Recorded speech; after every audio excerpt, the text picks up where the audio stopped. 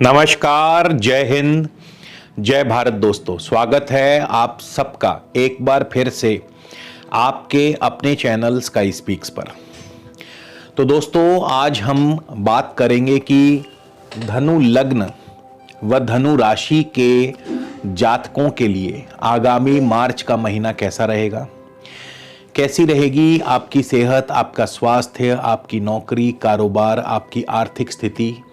इन सभी विषयों पर बारी बारी से हम चर्चा करेंगे और साथ ही मार्च के महीने में बनने वाले विशेष योग एवं विशेष उपाय पर भी हम चर्चा करेंगे। तो वीडियो को शुरू से लेकर अंत तक जरूर देखिएगा, क्योंकि आप लोग जब वीडियो पूरा नहीं देखते हैं या बीच में स्किप करके वीडियो देखते हैं और बात को जब पूरी तरह से आप समझ नहीं पाते हैं तो फिर आप दोष देते हैं कि ऐसा नहीं हुआ, वैसा नहीं हुआ, और फिर आप लोग कमेंट बॉक्स में नेगेटिव कमेंट्स भी करते हैं।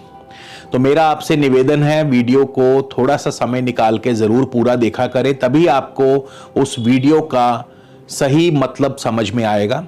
इसके अलावा यदि आप मुझसे किसी भी प्रकार का दोस्तों निजी परामर्श लेना चाहते हैं अपनी जन्म पत्री के संबंध में, तो आप स्क्रीन पर मेरा व्हाट्सएप नंबर दिया है, आप इस नंबर पर व्हाट्सएप के माध्यम से मुझे कंसल्टेशन या फिर परामर्श टाइप करके लिख करके भेज दीजिए। इसके आगे की पूरी प्रक्रिया व जानकारी आपको प्रति उत्तर में भेज दी जाएगी। उसके पश्चात आप चाहें तो फिर अपना अपॉइंटमेंट बुक करवा सकते हैं, जिस पर की शुल्क लागू रहेंगे। इसके अलावा दोस्तों, हमारी वेबसाइट है www.skyspeaks.in। आप हमारी वेबसाइट के माध्यम से भी अपने लिए अपॉइंटमेंट बुक करवा सकते हैं। और आगे बढ़ने से पहले जान लेते हैं ग्रहों की चाल। आपकी धनु राशि से द्वितीय भाव में यानी मकर राशि में मंगल, शुक्र, बुध और शनि, इन 4 ग्रहों का युति योग बनेगा इस महीने के प्रथम सप्ताह में।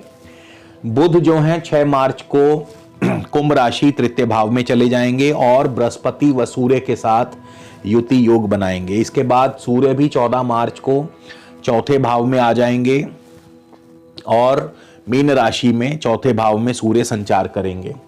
राहु छठे भाव में है, वृषभ राशि में है, केतु आपके 12वें स्थान में है, वृश्चिक राशि में है। ये गोचर फल आप अपनी धनु लग्न, जिनका भी धनु लग्न में जन्म हुआ है वो भी देख सकते हैं, और जिनकी भी धनु राशि है यानी चंद्र राशि जिनकी धनु है वो भी देख सकते हैं। और ऐसा क्यों? ऐसा इसलिए क्योंकि हम राशि फल के साथ साथ नक्षत्र फल की भी बात करते हैं। तो राशि फल तो जो अपना फल देगा सो देगा, साथ में जब नक्षत्र फल जुड़ जाता है तो फिर ऐसे में आप धनु लग्न व धनु राशि दोनों से इसको देख सकते हैं। तो सबसे पहले हम बात करेंगे राशि स्वामी बृहस्पति की, यानी आपकी सेहत, आपका स्वास्थ्य कैसा रहेगा। राशि स्वामी बृहस्पति यानी लग्नेश बृहस्पति तृतीय भाव में है। वैसे तो गोचरवश तृतीय भाव में बृहस्पति शुभ फल प्रदान नहीं करते हैं, लेकिन यहां पर बृहस्पति अपने स्व नक्षत्र में है। पूर्वा भाद्रपद बृहस्पति का अपना नक्षत्र है।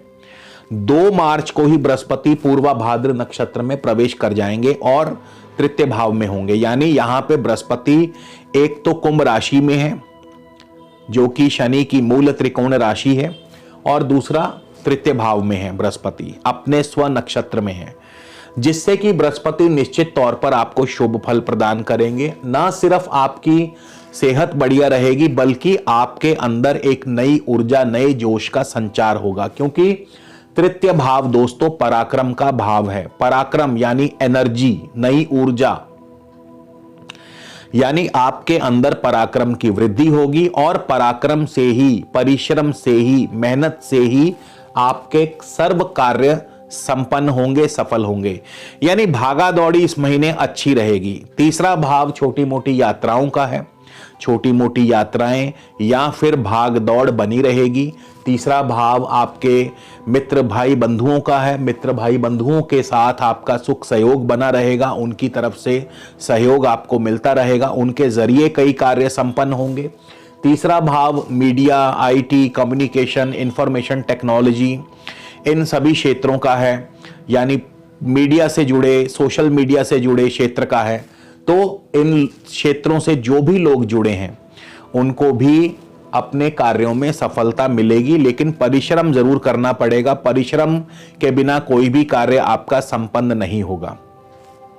सेहत भी ठीक ठाक रहेगी, बढ़िया रहेगी। हालांकि कोई बीमारी का योग नहीं है, बट हाँ एक चीज का ध्यान रखें, अचानक चोट, अचानक दुर्घटना के योग अवश्य हैं, क्योंकि केतु आपके 12वें भाव में है, मंगल शनि आपके द्वितीय भाव में है।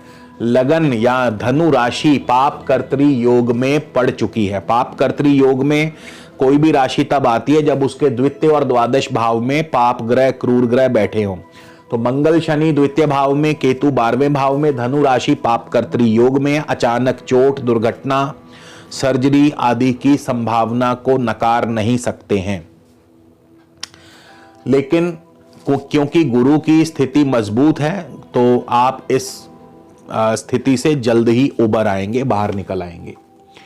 व्यापार की बात करें तो आपके दशम और सप्तम भाव के स्वामी बुध, जो कि इस समय धन भाव में है, और गोचरवश बुध द्वितीय भाव में शुभ फल प्रदान करते हैं, और तृतीय भाव में भी इस बार बुध जो है शुभ फल ही प्रदान करेंगे, क्योंकि बुध को वेद प्राप्त होगा तृतीय भाव में। इसके अलावा बुध जो है, देखिए अब नक्षत्र स्थिति की बात करें तो बुध धनिष्ठा नक्षत्र में होंगे, जो कि मंगल का नक्षत्र है। मंगल पंचम और द्वादश भाव के स्वामी हैं। इसके बाद बुध चले जाएंगे 10 मार्च को शतभिषा राहु के नक्षत्र में, और फिर 18 तारीख को पूर्व भाद्रपद गुरु के नक्षत्र में। अब यहां पे आय के साधन तो बनेंगे, कारोबार भी चलेगा, लेकिन आपको डबल एफर्ट्स करने पड़ेंगे। आपको मेहनत जो है वो दुगनी करनी पड़ेगी। शुरुआत में पंचम और द्वादश भाव के स्वामी मंगल के नक्षत्र में होंगे तो कारोबार थोड़ा सा धीमा रहेगा, उतना गति नहीं होगी कारोबार में। लेकिन जब 10 मार्च को बुध शतभिषा राहु के नक्षत्र में चले जाएंगे, राहु क्योंकि छठे भाव में विराजमान है, तो फिर उसके बाद से कारोबार में धीरे धीरे बढ़ोतरी मिलनी शुरू हो जाएगी। और क्योंकि 18 मार्च को फिर पूर्वा भाद्रपद और 26 मार्च को उत्तरा भाद्र शनि के नक्षत्र में चले जाएंगे, तो यहां से कारोबार अपनी मेहनत से, अपने परिश्रम से, अपने पराक्रम से कारोबार अच्छा चलेगा और फिर आपको लाभ भी प्राप्त होगा। तो ये महीना शुरुआत प्रथम सप्ताह थोड़ा सा हल्का, लेकिन उसके बाद धीरे धीरे कारोबार जो है आपका एकदम से गति पकड़ेगा। नौकरी पेशा व्यक्तियों की बात करें तो राहु आपके छठे भाव में, छठे भाव में राहु शुभ फल प्रदान करते हैं। शत्रु जो है वो आपके समक्ष दबे रहते हैं। इसके अलावा अचानक नौकरी में तरक्की, परिवर्तन, नौकरी में शुभ फल, कार्यों में सिद्धि प्राप्त करते हैं। राहु शुक्र की राशि में है और शुक्र जो है धन भाव में चल रहे हैं, तो कारोबार में आपको आय के साधन ठीक ठाक बनते रहेंगे। नौकरी में आपको इंक्रीमेंट आदि के योग बन सकते हैं। शुक्र 1 तारीख को होंगे उत्तराषाढ़ा यानी सूर्य के नक्षत्र में। सूर्य नवमेश है, नवम भाव के स्वामी हैं, तो आपके यात्रा आदि के योग बन सकते हैं। आपके जो विदेशी व्यापार है उसमें आपको शुभ फल प्राप्त होंगे। 11 तारीख को फिर शुक्र श्रवण नक्षत्र चंद्रमा के नक्षत्र में होंगे। थोड़ी सी विपरीत परिस्थितियां जरूर पैदा होंगी आपको। जो है 11 मार्च को जब चंद्रमा के नक्षत्र में होंगे तो कार्यों में थोड़ी से विलंब पैदा होंगे या आपके मार्ग में थोड़ी से रुकावटें आएंगी। उसके पश्चात 24 तारीख को धनिष्ठा यानी मंगल के नक्षत्र में होंगे और मंगल भी आपके पंचमेश और द्वादशेश होकर धन भाव में है, तो आपका इंपोर्ट एक्सपोर्ट का कारोबार ठीक ठाक रहेगा। नौकरी पेशा व्यक्तियों के लिए बीच में, इस महीने के बीच में जो महीने का सेंटर है यानी 11 मार्च से लेकर 24 मार्च तक का जो समय रहेगा, ये थोड़ा सा कठिनाई वाला हो सकता है। आपको नौकरी में दिक्कतें आ सकती हैं। आर्थिक स्थिति की बात करें, अब आर्थिक स्थिति के लिए धन भाव को देखा जाता है, धन भाव और लाभ स्थान को देखा जाता है। धनेश शनि, शनि बैठे हैं अपनी ही स्वराशि में और शनि मंगल के नक्षत्र में है। मंगल भी पंचमेश और द्वादशेश होकर के आपके धन भाव में बैठे हैं। आय के साधन बनते रहेंगे लेकिन आसानी से नहीं, यानी आय के साधन रुक रुक करके या विलंब से या डबल एफर्ट्स, डबल मेहनत करके आय के साधन बनेंगे। थोड़ी सी दिक्कत होगी, यानी थोड़ी सी आर्थिक तंगी इस महीने महसूस की जाएगी। ये महीना हाथ थोड़ा तंग रह सकता है। ऐसा नहीं है कि आपका कोई कार्य रुकेगा, कार्य बनते रहेंगे, आपके पैसा आता रहेगा, लेकिन फिर भी एक तंगी जो है आर्थिक रूप से वो आप जरूर महसूस करेंगे इस महीने, यानी हाथ थोड़ा सा तंग रहेगा। तो अपने जो एक्सपेंसेस हैं उस तरह से ही प्लान कर लीजिएगा। इसके अलावा आपकी शिक्षा की बात करें तो शिक्षा चौथे भाव के स्वामी जो बृहस्पति हैं अपने से 12वें स्थान में है, तृतीय भाव में, और शनि की भी दृष्टि है चौथे भाव पर। तो पढ़ाई में अभी आपको दिक्कतें आ सकती हैं या पढ़ाई में आपका मन जो है वो अभी नहीं लगेगा। संतान की बात करें, पंचमेश मंगल आपके द्वितीय भाव में और मंगल की दृष्टि भी है पंचम भाव पर। संतान के लिए ये शुभ रहेगा, यानी पंचमेश अपने से दशम स्थान में, जो कि संतान की तरक्की को दर्शाता है, संतान की तरक्की, संतान की उन्नति, और मंगल की पंचम भाव पर दृष्टि भी है।